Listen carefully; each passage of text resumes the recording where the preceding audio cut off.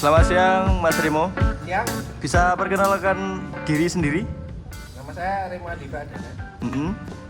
Usia 30 tahun, Mm-mm. lulusan S2. Ya. Sekarang kesibukan setelah lelah merantau Jakarta kembali ke Yogyakarta dan berkarya di Jogja. Berkarir di Jogja ya. Karya, Berkarya. iya. Karya dalam bentuk apa nih Mas? Bikin semacam startup tentang parenting, Startup parenting. namanya imaus.id. Tempo hari kita di Suara Milenial menerima artikel dari penulis yang sosoknya sampai hari ini belum diketahui banyak orang tentang angka, data, dan makna. Mas Remo sudah baca? Sudah saya baca yang artikel itu. Gimana Nek menurut Mas Remo? Aku rasa tulisan itu cukup menyegarkan ya, karena melihat angka dari sisi yang lain gitu loh. Karena selama ini kita ketika disuguhkan angka cenderung tidak lagi bisa mengkritisi angka itu, kayak di tulisan itu kan bisa gitu. Sama sih kalau saya misalkan skripsi atau tesis yang kuantitatif itu cenderung tidak bisa didebatkan masalah angkanya ketika perhitungannya betul. Gitu loh. Jadi yang diperdebatkan lebih ke pemilihan sampel dan lain-lainnya, tapi angkanya itu tidak bisa diperdebatkan. Seperti itu sih. Jadi lebih ke angka itu ada makna di belakangnya. Jadi kita nggak bisa menerima angka itu real, ya udah angka itu hasilnya seperti itu yang menjadi kesimpulan, enggak. Tapi kita harus lihat ke belakang. Itu yang ditawarkan di tulisannya si Suara Milenial terkait angka, data angka dan makna itu sebetulnya. Si siapa? Faksus? Ya, Faksus kalau nggak salah. Si Faksus ya. Tulisannya. Tapi Nah, si tulisannya itu. tulisan itu kan sangat menarik dan sebenarnya kita kalau berbicara isu hari ini tentang COVID-19 atau Corona, itu kan setiap hari kita dapat angka tuh. Ya, Setiap jam menuju jam 16 ya, kita dapat angka, perkembangan dan lain sebagainya. Dan kalau kita lihat kan angkanya di angka 100 saja itu pertambahannya gitu. ya. Itu kan kalau kita bisa analisa kan sebenarnya karena memang yang dilakukan tes juga belum cukup banyak gitu.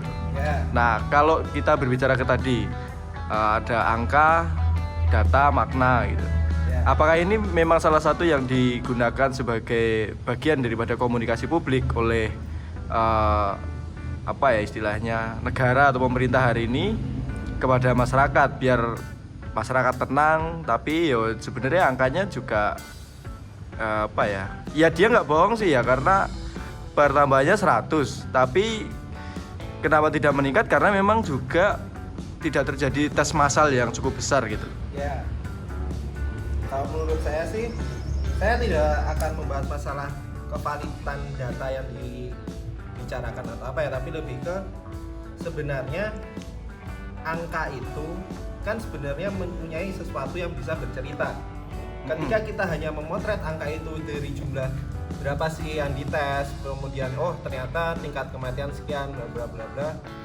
Sebenarnya kan masih banyak hal-hal lain yang bisa kita tarik ke belakang. Misalkan dari jumlah meninggal itu, kena seberapa banyak sih profesinya seperti apa misalkan. Kita mestinya berpikir oh berarti ada misalkan tiap hari meninggal total sekitar angka 100 misalkan ya. Berarti kan ada 100 orang itu yang kehilangan nyawanya. Nyawanya dan lebih banyak lagi mereka yang tertinggalkan. Nah, ketika banyak tertinggalkan ini sebenarnya memberi dampak apa ke depannya 2-3 tahun ke depan dari keluarga-keluarga yang tertinggal ini, karena kita nggak tahu yang meninggal itu apakah kepala keluarga ataukah cuma anggota keluarganya seperti itu. Jadi data yang disampaikan dari pemerintah itu sebenarnya hanya menjadi sebuah data deskripsi yang umum untuk melihat berapa sih jumlah korban dari wabah ini.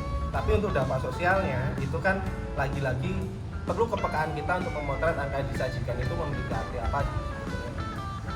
Berarti lebih kepada bukan sekedar ini tentang jumlah penambahan orang sakit, orang dalam pengawasan dan kemudian orang meninggal ya. Iya, jadi tapi kalau dari aku sih berpikir gini, oke, pemerintah memberi data itu.